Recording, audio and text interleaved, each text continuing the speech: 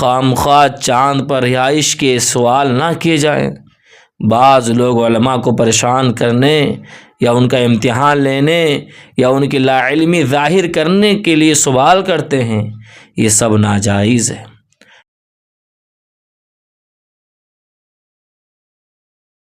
لک الحمد یا رسول اللہ والصلاة والسلام علی اشرف الانبیاء والمرسلین، اما بعد، ان اللہ وملائکتہ یصلون علی النبی یا ایھا الذین آمنوا صلوا علیہ وسلموا تسلیما۔ اللہ رب محمد صلی علیہ وسلم، نحن عباد محمد صلی علیہ وسلم، صلی اللہ تعالی علیہ وسلم۔ تو آج کا درس تفسیر القرآن، سورہ بقرہ آیت نمبر 108 میں اس کا ترجمہ اور تفسیر آپ سب کی خدمت میں پیش کروں گا۔ گزارش ہے کہ آؤ سماعت کرنے سے پہلے اچھی نیتیں کر لیں۔ حضور کی حدیث پاک ہے، نیت المؤمن خیر من عملہ، یعنی مسلمان کی نیت اس کے عمل سے بہتر ہے۔ میں بھی اچھی نیت کرتا ہوں، اور آپ سبھی کا ہمارے YouTube channel Barkati online academy سے جڑنے کے لیے آپ سبھی کا بہت بہت شکریہ۔ اللہ آپ سب کو جزائے خیر عطا فرمائے۔ تو چلیں سماعت کریں۔ بسم اللہ الرحمن الرحیم۔ ام تريدون ان تسألوا رسولكم كما سئل موسى من قبل ومن يتبدل الكفر بالإيمان فقد ضل سواء السبيل۔ ترجمہ: کیا تم یہ چاہتے ہو کہ تم اپنے رسول سے ویسے ہی سوال کرو جیسے اس سے پہلے موسیٰ سے کیے گئے، اور جو ایمان کے بدلے کفر اختیار کرے تو وہ سیدھے راستے سے بھٹک گیا۔ کما سئل موسیٰ، جیسے موسیٰ سے سوال کیا گیا۔ اس آیت کی ایک تفسیر یہ ہے کہ یہودیوں نے نبی کریم صلی اللہ علیہ وسلم کی بارگاہ میں عرض کیا، جس طرح حضرت موسیٰ علیہ السلام تورات لے کر آئے تھے، اسی طرح آپ بھی ہمارے پاس ایک ہی مرتبہ سارا قرآن لے آئیے۔ بعض نے یوں کہا کہ ہم آپ پر اس وقت تک ایمان نہیں لائیں گے جب تک آپ اللہ تعالیٰ اور فرشتوں کو ہمارے سامنے نہیں لے آتے۔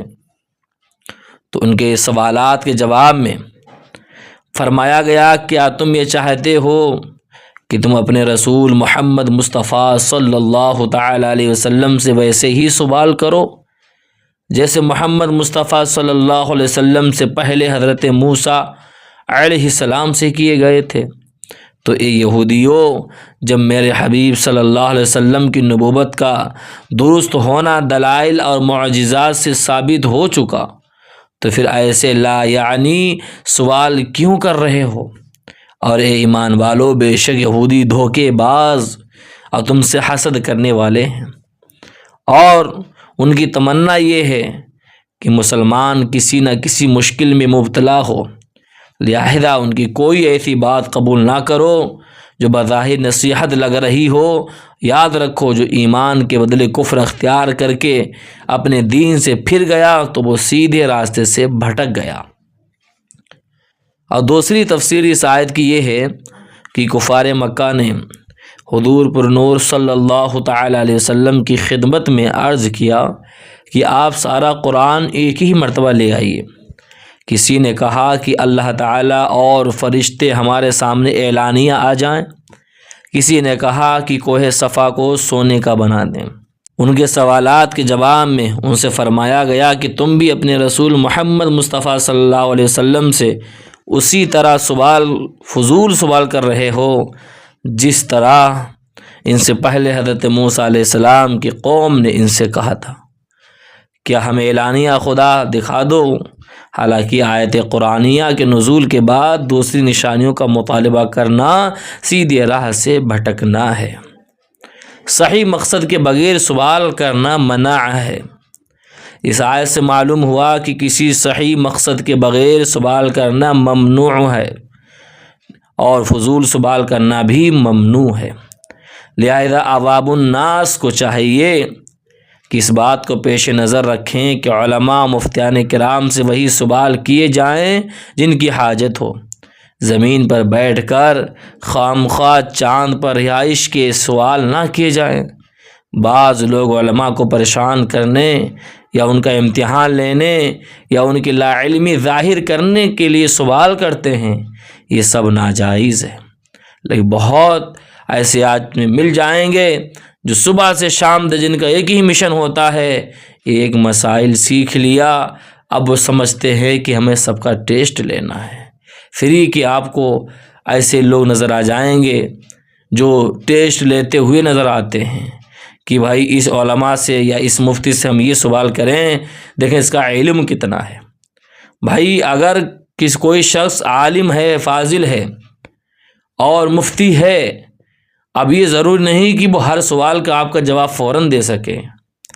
بھائی بہتر تو یہی ہے کہ سوال کرنے والا جب سوال کرے تو جواب دینے والے کو جب تک تحقیق کے ساتھ جواب نہ یاد ہو تو جواب نہیں دینا چاہیے، پہلے کتاب میں دیکھ لینا چاہیے۔